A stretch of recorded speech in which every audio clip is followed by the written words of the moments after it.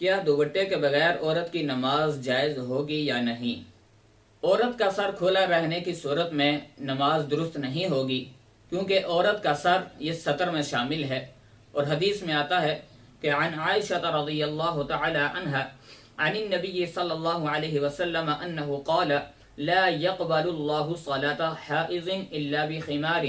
حضرت عائشہ رضی اللہ تعالی عنہا فرماتی ہیں کہ رسول اکرم صلی اللہ علیہ وسلم نے ارشاد فرمایا کہ اللہ تعالیٰ بالغ عورت کی نماز بغیر دوپٹے کے قبول نہیں فرماتے۔ اس لیے اگر کوئی عورت بغیر دوپٹے کے نماز ادا کرتی ہے تو وہ نماز درست نہیں ہوگی، وہ نماز جائز نہیں ہوگی، اس لیے کہ عورت کا سر سطر میں شامل ہے، اس کو ڈھانپنا فرض ہے، لازمی ہے۔